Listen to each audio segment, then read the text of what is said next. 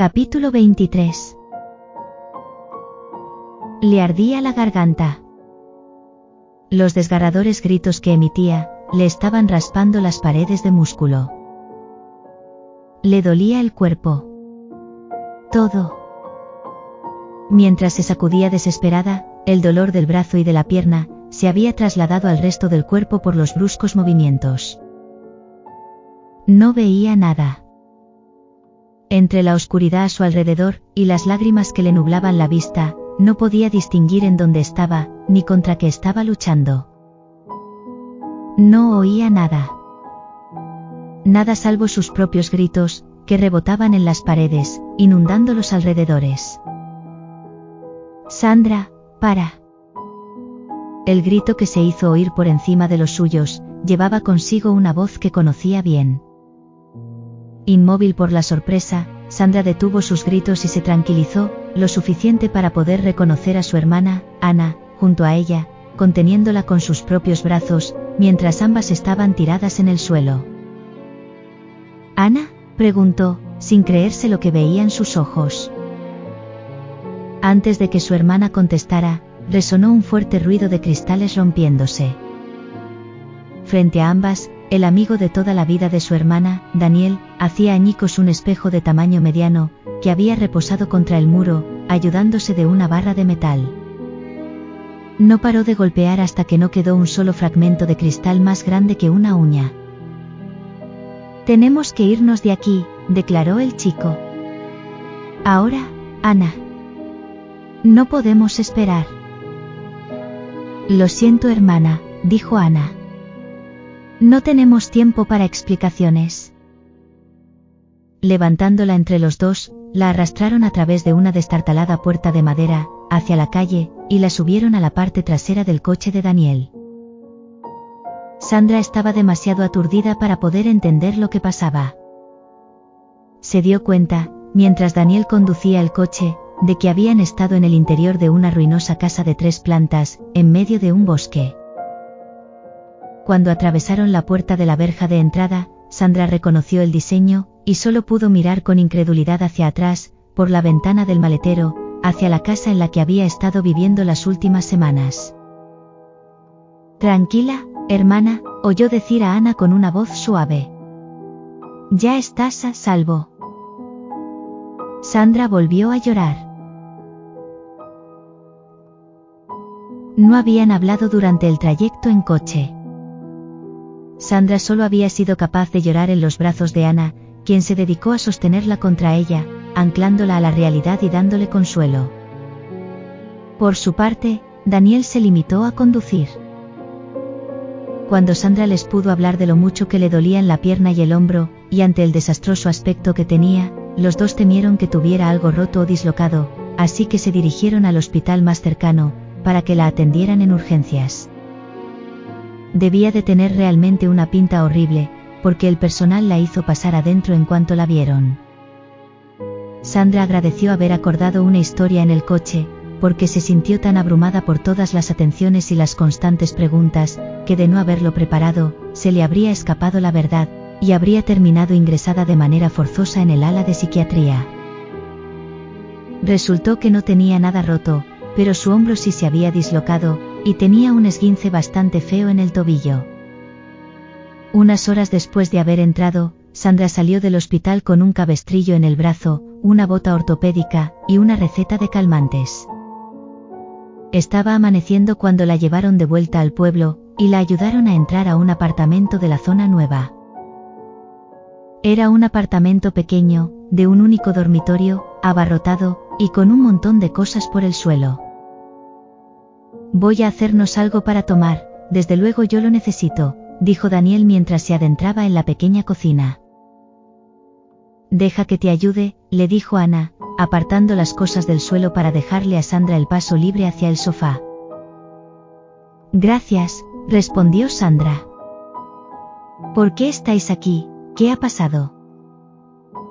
«Esperábamos que tú nos explicaras eso último», contestó Daniel, volviendo con 3 tazas de té caliente, y una bolsa de magdalenas. «Aunque no te apetezca, come. El azúcar te vendrá bien». Sandra le hizo caso, mientras su hermana comenzaba a hablar. Vinimos aquí el viernes pasado, cuando te llamé, para traerte la ropa que habían devuelto. Quería darte una sorpresa. Sandra pensó que, seguramente, Ana había esperado pasar el fin de semana en la mansión, y habiéndose presentado por sorpresa, Sandra no habría podido echarla. Cuando llegamos, vimos el estado de esa casa, así que te llamé para saber dónde estabas, pero soltaste un grito horrible y no pude volver a contactarme contigo. Sandra recordaba la llamada, más o menos. Recordaba haber llegado a casa con la compra, y haber oído el móvil sonando, pero no sabía qué había pasado después, ni de qué grito hablaba su hermana. En su mente, estaba el recuerdo de esos ojos en la oscuridad, pero no conseguía discernir si ese recuerdo era de lo que vio en el pozo, o de otro lugar. De alguna manera, su memoria se llenaba de la misma visión cada vez que trataba de recordar. No recuerdo qué pasó esa noche, dijo finalmente a su hermana. Me desperté al día siguiente, y mi móvil estaba roto. Al terminar de hablar, se percató de que no tenía ninguna de sus cosas. ¿Seguirían en la casa? Bueno, me diste un susto de muerte, continuó Ana. La gente del pueblo no sabía nada de ninguna mansión, y al final se nos ocurrió venir al piso de Alfonso, por si había información. ¿El piso de Alfonso?, preguntó Sandra. ¿De qué hablas? Solo tú heredarías algo y no te molestarías en saber el qué, replicó su hermana pequeña con molestia. Alfonso tenía la casa grande del monte, pero vivía en un piso en el pueblo. Aquí, concretamente. Sandra miró a su alrededor. El abarrotado salón estaba lleno de cosas, como había notado, pero también de rastros de vida. Las estanterías tenían libros, pero también marcos de fotos. El sofá tenía una manta echada en el respaldo y los cojines tenían patrones de cuadros en las fundas. Había jarrones en la mesita de café y en las mesitas auxiliares, unos cuadernos junto al teléfono, y desde donde estaba, podía ver un perchero con chaquetas y sombreros de hombre, y un paragüero junto a la puerta de entrada. La alfombra tenía algunos desgastes y fibras sueltas, y se podía ver la marca de las patas de los muebles. Ese salón tenía todo lo que había echado en falta en la mansión.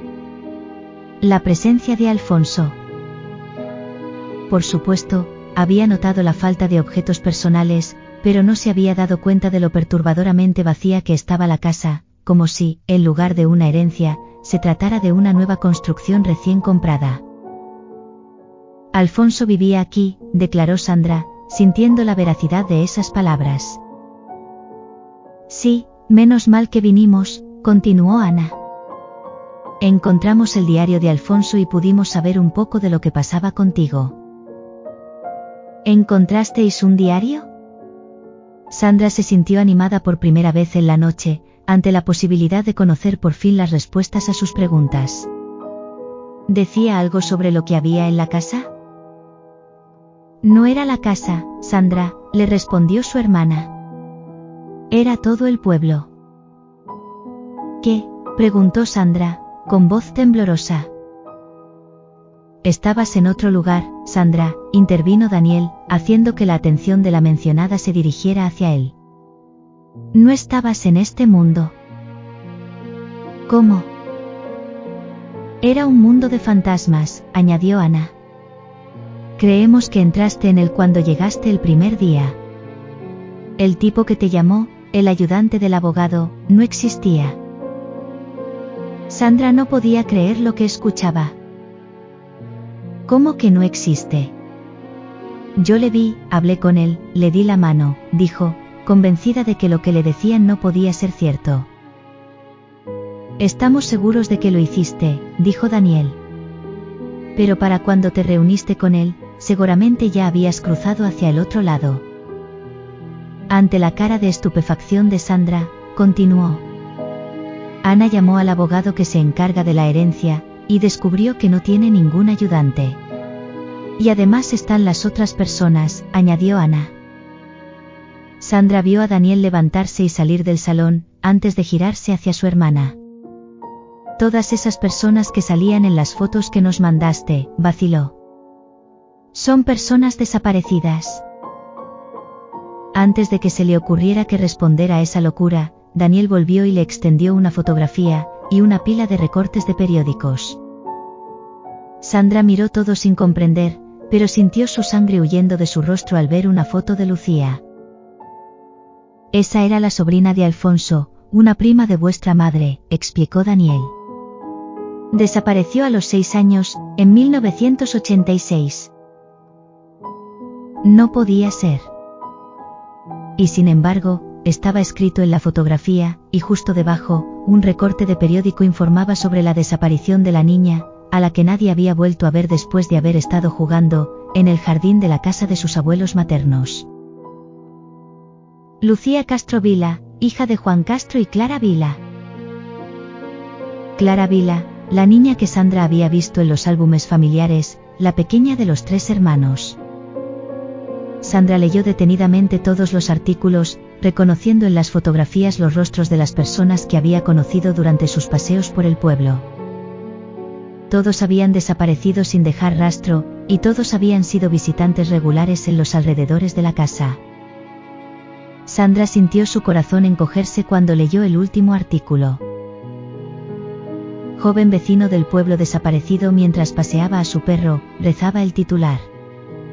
Marcos Ruiz, un joven vecino de la localidad, que trabaja en un comercio del pueblo, fue visto por última vez hace 3 días. El joven, que solía pasear con su perro por una conocida ruta de senderismo local, fue echado en falta cuando no se presentó en su puesto de trabajo el lunes.